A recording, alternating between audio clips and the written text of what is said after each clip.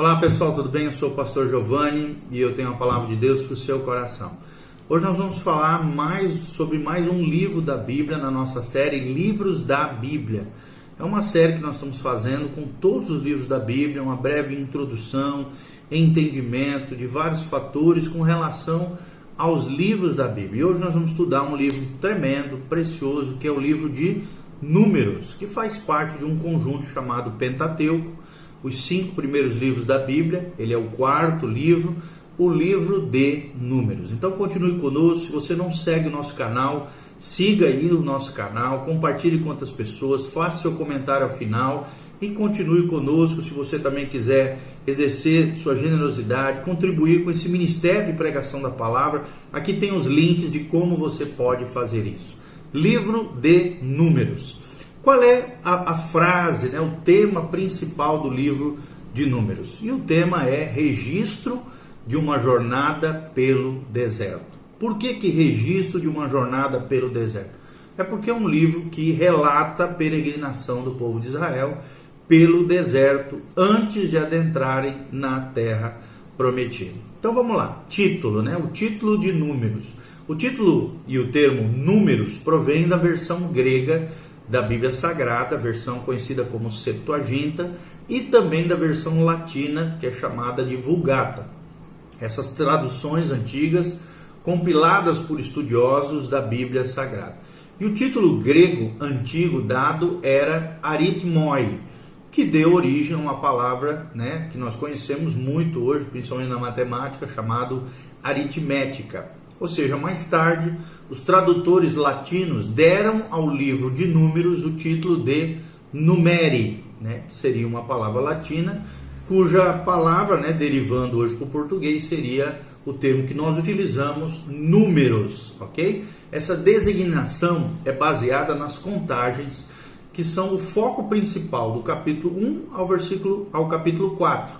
E também no capítulo 26 é mencionada essa contagem dos filhos de Israel. O título hebraico mais comum vem da 5ª palavra do texto hebraico de Números 1:1, quando a Bíblia diz no deserto, ou seja, o nome este que é muito mais descritivo do conteúdo total do livro, que relata a história de Israel durante quase 39 anos de peregrinação pelo deserto. Só lembrando que isso aconteceu por causa da dureza do coração de Israel, por causa da rebeldia, ficaram durante 40 anos peregrinando no deserto. Outro título hebraico do livro de Números, preferido por alguns antigos pais da igreja, baseia-se na primeira palavra do texto hebraico, que é Números 1:1, quando o termo hebraico é traduzido para o português, e ele falou, mencionando aqui Moisés, E essa designação, então, enfatiza que o livro registra a palavra de Deus para Israel. Tudo isso com relação ao nome, o porquê que é o título Números da Bíblia Sagrada. Autor e data dessa obra, aproximadamente, Números, esse livro tremendo que nós estamos falando, do Pentateuco, é o 4º dos 5 primeiros livros da Bíblia, que são coletivamente chamados de Lei ou Pentateuco, a Torá. A autoria dessa coletânea de escritos é atribuída, obviamente, a Moisés. Os 5 primeiros livros são tidos como de Moisés ao longo das escrituras em vários trechos da Bíblia. Josué 8:31, 2 Reis 14:6, Marcos 12:26, João 7:19, todos eles atribuem a autoria a Moisés. E o próprio livro de Números se refere aos escritos de Moisés no capítulo 33, versículo 2 e capítulo 36, versículo 3. Ou seja, o livro de Números foi escrito no último ano da vida de Moisés. E os eventos do capítulo 21 até o fim ocorreram no 40º ano depois do êxodo de Israel. E o relato termina com Israel posicionado no lado oriental do Rio Jordão, em frente à cidade de Jericó, conforme relatado em Números 36:13, onde teve o início, então, da conquista da terra de Canaã, mencionado em Juízes 3 ao capítulo 6 de Juízes. O livro de Números deve ser datado aproximadamente no ano 1405 a.C., uma vez que estabelece, então, a fundação para Deuteronômio, o último livro da lei, da Torá, datado do 11º mês do 40º ano depois do êxodo de Israel, mencionado em Deuteronômio 1:3, tá bom? Qual é o cenário, o contexto do livro de Números? A maioria dos acontecimentos do livro ocorre no deserto. Esse é o termo, né? Deserto, que é usado 48 vezes nesse livro. O termo se refere à terra que contém pouca vegetação ou poucas árvores e por causa do pequeno volume de chuva não pode ser cultivada. Essa terra é bem mais aproveitada para apacentar rebanhos de animais. Você vê essa menção em Números 1:1 até Números 10:10, onde Israel acampou no deserto do Sinai, do Monte Sinai. Mesmo local onde o Senhor também firma a aliança mosaica com Israel em Êxodo 19-24, e também de Números 10:11 a Números 12:16, nós vemos Israel viajando do Sinai para a terra de Cádiz. Também de Números 13:1 a Números 20:13, os acontecimentos se deram em Cádiz e ao redor dessa cidade, que estava localizada no deserto de Parã. Capítulos 12:16 menciona isso, capítulo 13:3, versículos 26, também falam do deserto de Zim, em Números 13:21, Números 21, e assim vai. De 20:14 a 22:1 de Números, Israel viajou de Cádiz para as Campinas, as famosas Campinas de Moabe. Todos os eventos do capítulo 22:2 ao capítulo 36:3 ocorreram enquanto Israel estava acampado nas Campinas ao norte de Moabe, que consistiam em uma área de terra plana e fértil no meio desse deserto, conforme nós vemos no número 21, capítulo 20, ok? Quais eram as localizações das tribos no acampamento israelita? No norte estavam as tribos de Dan, Aser, Naftali, num total de 157.600 pessoas. A oeste ficavam, a oeste, tudo isso do tabernáculo, eles se organizavam em norte, oeste, leste e sul. A oeste estava a tribo de Efraim, Manassés, Benjamim, com um total de 108.100 homens capazes de irem para a guerra.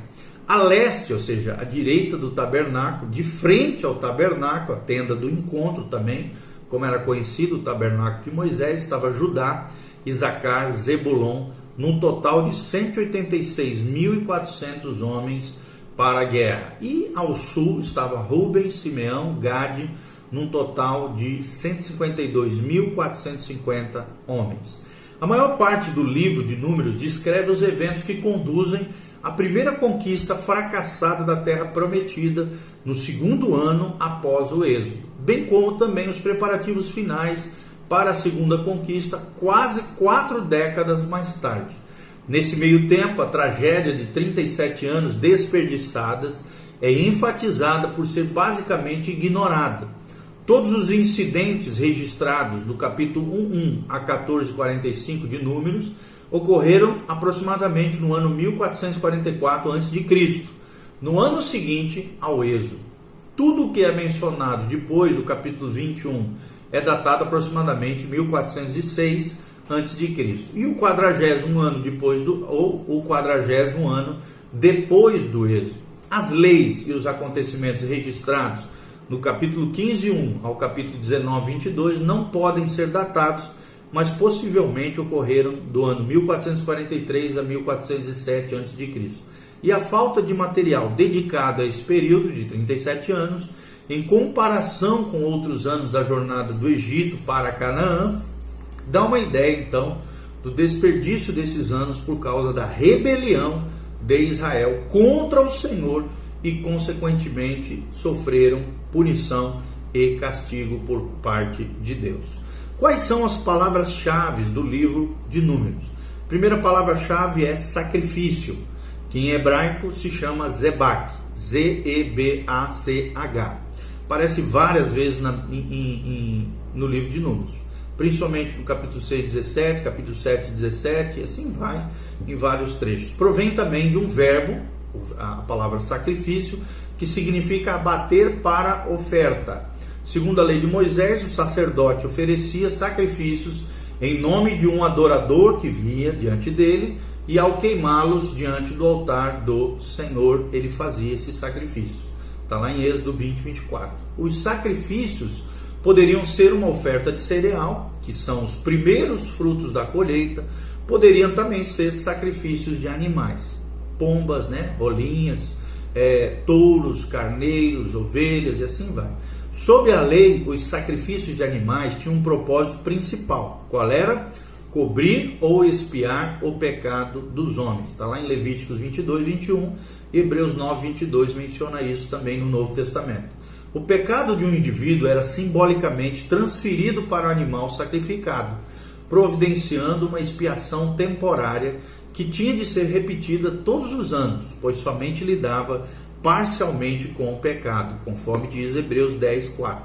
Em última análise, todos os sacrifícios do Antigo Testamento apontam para e são tipos do sacrifício definitivo e suficiente realizado lá no futuro por Jesus de Nazaré, o Cristo de Israel e nosso também, conforme Isaías 53, 1 Coríntios 5, 7, Hebreus 9, 10. Segunda palavra-chave é ungido, em hebraico a palavra machar, ou seja, M-A-S-H-A-C-H, mencionado em Números 3:3, Números 6:15, em várias passagens do livro de Números. É um verbo que significa molhar ou cobrir uma pessoa com azeite. Molhar ou cobrir uma pessoa com azeite. Por isso a palavra ungido. Reis e sacerdotes, profetas eram ungidos no início do seu ministério, do culto. É mencionado em vários episódios da palavra de Deus. E esse ritual identificava uma pessoa ou um objeto como separado para os propósitos especiais de Deus. Durante o Êxodo, o livro do Êxodo, muitos objetos sagrados foram ungidos, inclusive o próprio tabernáculo de Moisés. O óleo da unção era uma mistura requintada e cara de azeite com especiarias. É o que nós vemos na Bíblia Sagrada. E esse óleo especial simbolizava a consagração do tabernáculo de todos os seus utensílios diante de Deus. Terceira palavra-chave do livro de Números é a palavra voto, em hebraico neder, N-E-D-E-R, tá bom? Aparece em Números 6:2, Números 15:3, Números 21:2, em vários episódios. Um voto a Deus é um compromisso voluntário de fazer algo que o agrada ou de se abster de certas práticas, a fim de demonstrar devoção, consagração a Deus. Um exemplo vívido, do voto no Antigo Testamento é o voto de Nazireu, mencionado aqui em Números 6, de 1 a 21. A Bíblia admoesta o crente a não fazer votos por impulso, já que são feitos diante de Deus, o juiz justo e santo, conforme Eclesiastes 5:4. O motivo da admoestação é que um voto feito a ele é vinculante a Deus, ao próprio Deus, e deve ser cumprido por parte de quem faz esse voto, ok? Palavra voto, neder. Ungido, machar. E sacrifício, como nós já falamos, zebach. A última palavra que nós vamos mencionar é a palavra autoridades ou líderes, também traduzido para o português, que seria a palavra em hebraico zaken, Z-A-Q-E-I-N, que aparece em Números 11:16, número 16:25, número 22, versículo 4. É uma palavra que significa ancião, traduzindo aqui para o português. No Antigo Testamento, essa palavra, autoridades e líderes, se refere a uma pessoa idosa, em idade muito avançada, madura, conforme Gênesis 44:20 e Jó 42:17. Ou então, uma pessoa madura espiritualmente, que tinha autoridade na comunidade israelita, conforme Êxodo 3:16, Juízes 8:33. Essas autoridades serviam como juízes para Israel.